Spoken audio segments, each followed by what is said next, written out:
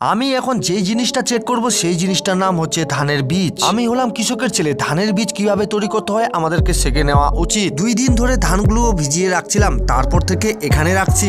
এখন আমি চেক করব ধানের মধ্যে ছোট ছোট করে ট্যাগ বার হয়েছে কি না। ধানের মধ্যে প্রচন্ড গরম দিতে হবে, তার জন্য আমরা একের উপরে এক কাপড় দিয়ে ধানগুলোকে ঢাকা রেখেছি। আমাদের যে বাড়ির ধানগুলো ছিল সেগুলোর মধ্যে আমাদের ছোট ছোট ট্যাগ বার হয়ে গেছে, কিন্তু আমরা যেগুলো ধান বাইরে থেকে কিনে আনছিলাম সেগুলো কিন্তু ট্যাগ বার হয়নি। ধানের ট্যাগ কিভাবে বার হবে আমাদের কিন্তু পদ্ধতিগুলো একদমই জানানো আছে। প্রথমত আমাদের কলের ভিতর থেকে যেই গরম জলটা আছে সেগুলোকে বার করে নিতে হবে। তারপরে যেই ধানের মধ্যে ট্যাগ বার হয়নি সেই ধানের উপরে হালকা করে জল মারে দিতে হবে, এমন ভাবে জল দিতে হবে যেন ছিটা পিটা হয়ে পড়ে থাকে। তারপরে যত কাপড় চোপড় আছে সম্পূর্ণ ধানের উপরে চাপা মারে দিতে হবে যেন শ্বাস না নিতে পারে। এমন ভাবে চাপা মারতে হবে যেন কোনো ফুটো না থাকে, কোনো হাওয়া না ঢুকে। তাহলে দেখবে যে 24 ঘন্টার মধ্যে আমাদের সম্পূর্ণ